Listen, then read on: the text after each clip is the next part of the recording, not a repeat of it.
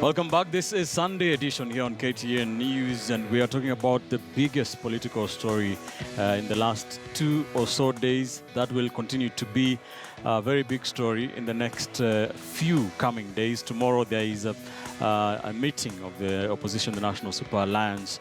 We are following to see what will be happening. We'll be following up on the various varied reactions to that political pact between President Uhuru Kenyatta and the NASA leader Raila Odinga. Let's listen into what some of the other opposition leaders have been saying about this. Right now, mimi najihisi niko na amani kubwa kabisa kwa roho yangu.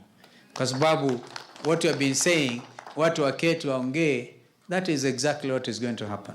Even as we engage in more discussions in the days to come, all cards must be brought above the table. I know that all he has is the best interests of this country in his heart. Kunafika wakati lazima uweke nchi yako mbele. Lazima uweke watu wako mbele. And one of the biggest things or issues that NASA were pushing for in the weeks and days of protests was electoral reforms, and right in the middle of it was the Independent Electoral and Boundaries Commission, IBC, chaired by Wafula Chebukati. Wafula Chebukati has also lauded the two leaders for making that pact. Let's listen in. President and the Right Honorable Prime Minister yesterday overcame that. They put aside their personal feelings, and I believe they did it for the good of the country. And I would like to urge all the other leaders to put aside their personal differences and work for the good of the country. During elections, you saw how it tried very hard to get these leaders to come together, and I'm happy that they have finally done so. And let's all work for the betterment of the country. Put aside our personal views, our personal feelings, and work for the good of the common man. I think it's a step in the right direction. All right, I want us to pick up from where we left off, from where Dismas left off. And Mheshimiwa, there's Don Sabo on Twitter is saying, ask Nyamita, his people never voted. What does he have to tell them now? Very good question. Maybe I'll start with that question. My people never voted, of course, and that fact will not change. But now we have realized that my people and the rest of the Kenyans must actually come together. So we are beyond the elections. All right. And if we had the president talk about it, the president did say that democracy will give us leaders, but it will not give us peace.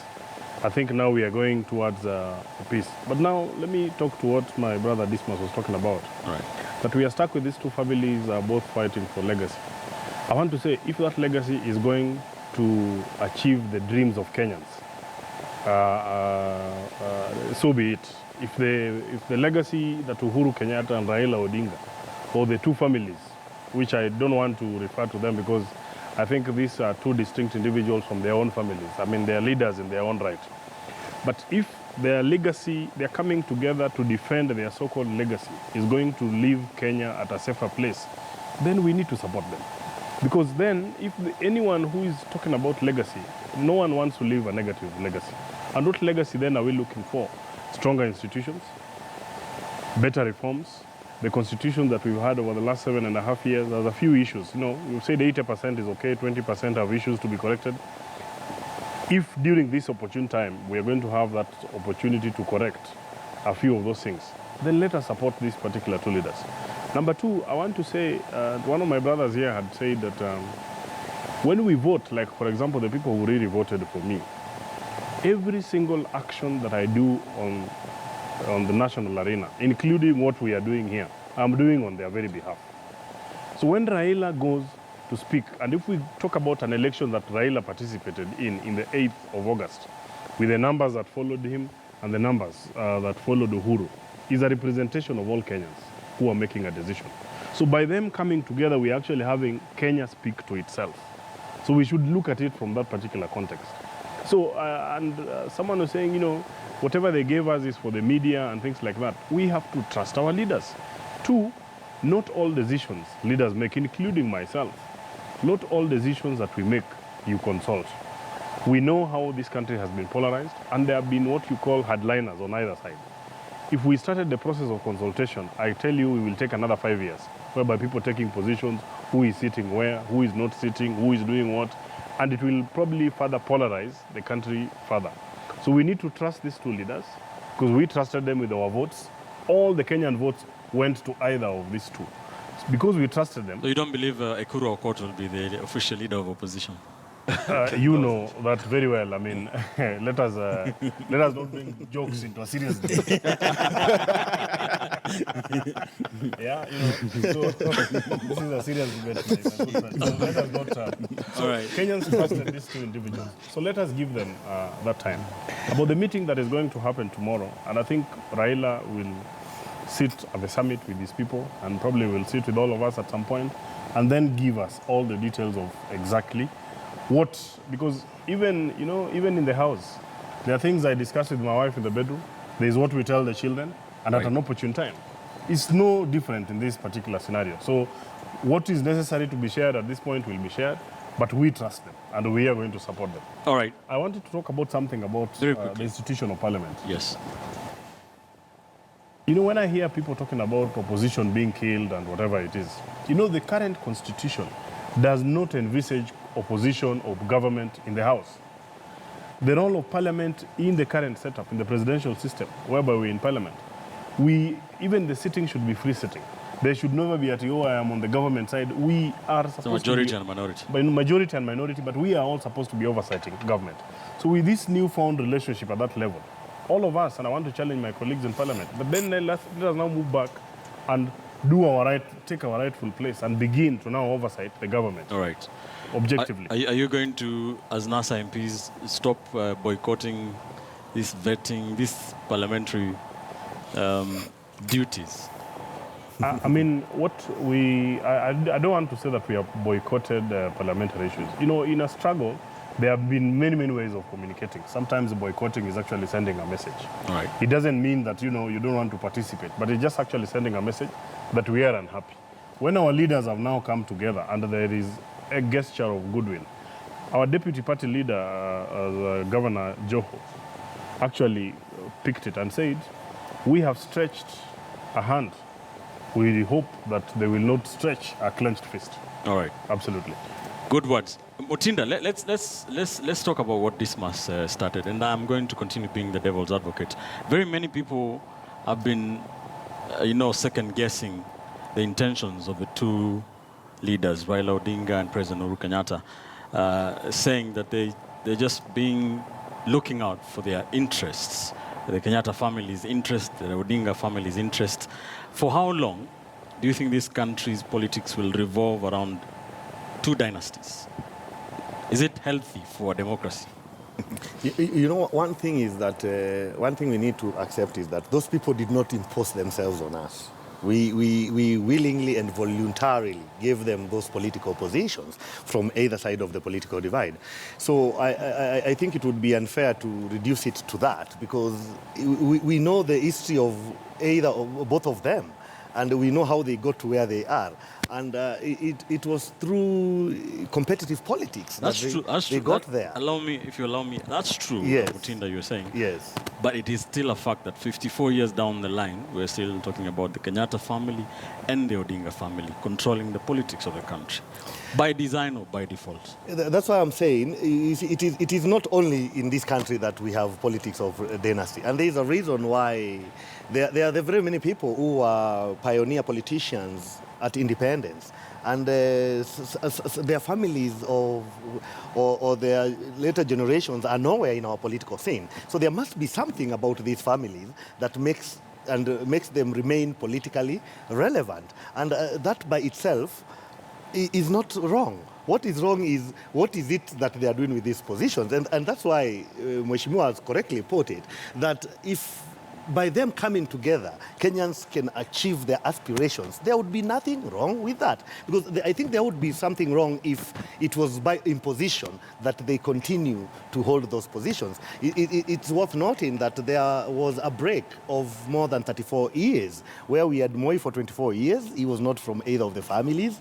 And we had Kibaki for 10 years. And somehow, these two families again found themselves at the top. You know, Kenya is a free democracy, and we do competitive politics. So if they are there on merit, through due process of our politics, then I don't see what the problem is. The problem would be if they are coming together to conspire just to retain the status as you're trying to put it, which I personally don't think is the case. So the question would be, because as they meet, they do not meet as members of the Odinga or Kenyatta family. They meet as two leaders of the two key and major political formations in this country. Those are positions that have been attained over time. Because, you know, someone was asking about, you actually put that question forward, that supposing the other three principles are the ones who would met His Excellency. Of course, there would be a problem with that, because that would first be, besides it being insubordination, it would be that it would not solve the problem. Because the person who has the biggest block in the political quarrel that is going on would be missing. So that means it would still be one of those very many games to probably isolate one key political player at the expense of uniting the country. So I think it would be unfair to look at it as a family issue, because they did not impose themselves on us. It is through political processes that they emerged as the leaders of the two key political formations. All right, Hezbon, the two dynasties, because that is what they are. They are big political families. Is that healthy and okay for this country as a democracy? I think at the beginning of their careers, you talk about the families behind them and you know, make a case for people who are coming into the political arena because of their family names. And that is not something we can say now, because these are individuals who have soldiered on and created their own paths. Two critical memories that I have of President Uhuru Kenyatta: he lost the 1997 general election to SDP's Moses Muya. You know, he lost as Uhuru Kenyatta. The people of Gatundu South did not vote for him on the basis of being a member of the Kenyatta family. They actually elected a leader they thought that would serve them. Uhuru charted his own course, and he has reached where he has reached. In 1993, after the multi-party general elections, Honorable Owino Likoa won on a Ford Kenya ticket, and he defected immediately. We know what happened. And there was a by-election that pitted Ford Kenya's Charles Kanu's Charles Owino Oyugi, Owino Likoa, that is.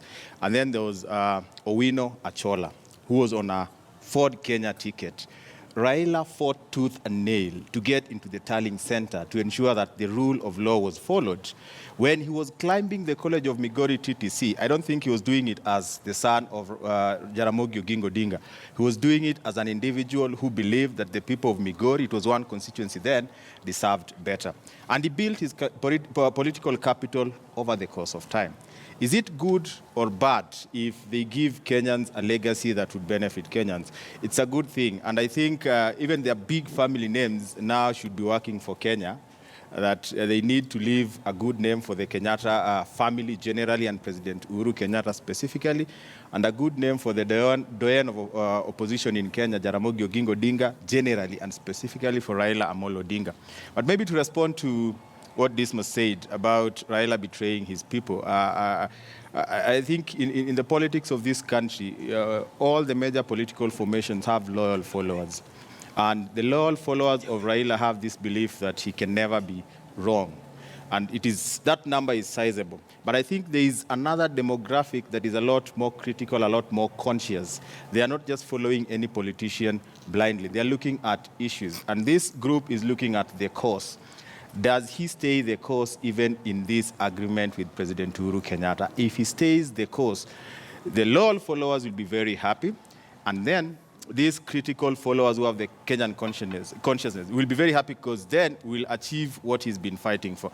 And I think if you divorce all this from the politics of 2022 and just look at what these two individuals can accomplish together, they can actually give Kenyans a free and fair system that will anchor free, fair, credible, verifiable, and transparent election. So much so that the will of the people and the power of the people come 2022 will matter. And it won't matter who they will be supporting. Kenyans will have a say on who becomes the next president. All right. Mark, what will be different in that fight for the structures in the electoral justice system, electoral system, to make sure that there is justice, it is free and fair? What will be different in Raila Odinga's approach as he was in NASA and now with the New Deal, whatever it entails, we still don't know. And also, what are your thoughts on the dynasties? First and foremost, it would be very unfair that 10 years from now, my son cannot sit on this seat because it will be a political analyst dynasty. It is complete foolishness. There have been many vice presidents, there have been many presidents. Jimmy Kibaki, for example, is not politically viable at present. Do not blame the ability of someone to have a talent and take advantage of his natural circumstance to get ahead in life and then complain about it. I do not think there's a dynasty in this country. And after But don't you all, agree that the nature of Kenya's politics is that it is very tribal? I mean, that's a fact, right? Yeah. So you might not have a lot of political prowess, but your name will help you. Actually, you know, the funny thing is that's not as true as we would like it to be. I'll give you an example. The Kikuyu nation, for example, has shifted from Matiba to Kibaki to Uhuru. They've had 3 different national leaders, if you will. The Kamba nation, same story, okay? The Luya nation, who's the Luya leader? Even in NASA alone, they had to have 2 just to try and put them together. Gideon and Ruto, for example, in Rift Valley, we can see clearly that there is political competition. Now, we cannot be the ones who choose and then blame them to be dynasties. This is not the Queen of England. You understand, where it is by birth. This is the fact that we chose. Why is it Oburu Odinga, the leader of the opposition? You understand? Why is Bildad Kagia's son not... You know, Kenyans, we just like to look at things from this very myopic perspective and try to make it real because we can echo it on national platforms. We need to have a serious conversation, and that is why I like the document that they spoke about. 2022 should not be a matter of panic for this country, because democracy of itself is the ability to choose a leader who can make a decision on your behalf. And the key word here is on your behalf. And therefore, the people who voted for Uhuru Kenyatta have to trust that the decision he made in Haramba House was for their best. And they have to trust that the decision that Raila made on behalf of his voters is for their own good. And that trust has to be practiced until the extent where your trust is broken. Breaking trust on the basis of speculation is madness. You cannot sit at home as a wife and imagine your husband is cheating on you and then file for divorce on the basis of your imagination. At least quantify these claims. Do not sit at home and decide, oh, because Mzungu is coming, this is why they decided to. How did they decide to do it 3 weeks ago? And how come this Mzungu has not talked about it? Let's be serious about our own country. When Paul Kagame came into the Rwandan system, he changed Rwanda. He's still changing Rwanda. Why? Because he chose to be a leader. This is what we've been praying for. We don't want leaders who are going to sit and then decide which positions which tribe is taking. That is the best part about this pact. There are no positions, there's no sharing of power. It is about dealing with what is wrong with the Kenyan software. Right. And let me tell you what is wrong with the Kenyan software. Is the people who are sitting at home and in different offices and imagining they've been betrayed. What was he carrying that was yours? The fact of the matter is, his allegiance is to provide for you a Kenya that you wanted. Are you sure that this discussion does not have positions in it? No, it doesn't. It doesn't, because cabinet is full. There's only one position. So what is Raila going to be? Cabinet secretary in charge of air. There's no position left anymore. Remember, you're on record. Yes, I'm on record. We'll revisit. Yes. We shall revisit this conversation. Christmas. Yes. A lot of your fellow panelists here, they don't see anything wrong with the fact that 2 families have remote control the politics of this country. Those are not my words. I've read somewhere Kenyans venting, ranting online. You know, Ben, when you're doing a risk analysis, especially in the political space, then you come to the space of national interest and public interest. Right. Now, you have 2 powerful families, and if you're a member of that family, probability of you getting an elective political seat is much higher than an ordinary Kenyan, than Tom, Dick, and Harry. That brand carries a lot of weight. It carries a lot of emotional connection. The mere mention of the name Winnie at Kibera almost gave her a seat. If she was in a very good state of affairs, then there's a very high chance that Ken Okoth wouldn't be the MP today. So we start ignoring those powerful brands, then we are ignoring real politics. That's number one. Now, there's no problem in President Kenyatta and Raila Odinga trying to cement a legacy. The only problem would be is if their legacy issues are not consistent with our national interests and our public interest. So if they're going to have a conversation and say that I, President Kenyatta, am exiting the political space in 2022, and I, Raila Odinga, I'm going to back another candidate in 2022, but we've got 5 years to put Kenya on a very solid path, what do we need to do? Then that would be okay. But if they want to achieve their personal selfish interest, then there's a problem. Now, all of us want to be politically correct and give them a pat on the back, yet we do not know the nature of the conversation. Anybody who's been participating in political conversations, political spaces, anybody who's worked with political scientists and PR firms, you know that statement issued is meant for the public. But there's that conversation which took place at a Rambe house, probably only the two of them, and maybe there were meetings before the meetings. That's what we are supposed to be asking ourselves. Right. Now, putting Kenya on a stable path towards economic prosperity, towards very strong institutions of governance, is such a very strong endeavor that you cannot leave it at the mercy of two gentlemen. They had a handshake the other day at a Rambe house, which is making very good progress. Now, that needs to be safeguarded to ensure that it's just not a handshake. We need to put in systems to manage their frustrations, to manage their expectations. Because what happens in 3 weeks' time, if they're supposed to be having another meeting at a Rambe house, Raila Odinga fails to show up, or President Kenyatta fails to show up. This is such a very important national conversation, national dialogue that is being spearheaded by these two gentlemen that cannot be left at their mercy at their mercy. So it must be ring-fenced to ensure that it's a continuous process. Because you see, in the next 1 year or 2 years, we do not know the promises made to Raila Odinga for him to go to a Rambe house.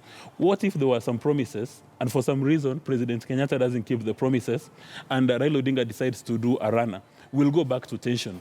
And in my view, what Musalia Mudavadi is asking, what Kalonzo, although Kalonzo has not called a spade, maybe because he's a watermelon, but his MPs are asking, can we be guided? Can we know for a fact what institutional frameworks we need to put in place? And you know, this is not a time for us to be politically correct. Decorum, yeah, sure. Yeah, but you know, Ben Kitili, at this stage, every Kenyan wants to be identified with Raila Odinga, with President Kenyatta. Right. You know, goodwill messages are all over. Right now, some people who we know as hardliners, both in Jubilee and NASA, are running away very fast from that tag. And I'm not making reference to Honorable Nyimita, but nobody here wants to be identified as a hardliner. Political correctness. Yeah, because the political leaders have spoken. Right. But as Musalia Mudavadi has indicated, this thing is so important that it cannot be left at the mercy of two men, of two gentlemen, or maybe two families. Let's safeguard it. Let's make sure that it's a going concern. We need a bit of succession planning so that if Raila Odinga gets annoyed, he doesn't show up, the path still takes place. Yes. All right. But Ben, let me just correct this much. No, you're not correcting. You're giving an alternative. No, I'm correcting you because the facts are opposed to what you're saying. That is a correction. So let me be very clear. In that very statement, they say there's a committee being formed to ring-fence this particular document. So they've already done what you're saying, but you're acting like it's not been done. Let's not be negative unnecessarily. The reality a lot of the matter is it's already been ring-fenced. A lot of information is yet to come out, but let's leave it there, gentlemen. But just allow me to buttress that point. Now, he's raised a very pertinent issue because the two leaders have indicated they're setting up a committee by Ambassador Kimani and Paul Mwangi. Yes. Now, that committee, for it to make progress, it must have legal backing, it must have a regulatory backing, it must have institutional backing. You know, you cannot leave a country at the mercy of two individuals. It must be an institution so that we are a going concern. Please hold that thought. We still have more time to finish that conversation. Mutindo, please also hold that thought. And also, let's leave it there in terms of dynasty talk, but also to mention renowned political and scientist Mutahi Ngunyi has been making a lot of predictions, and a lot of them have been coming true, including this one.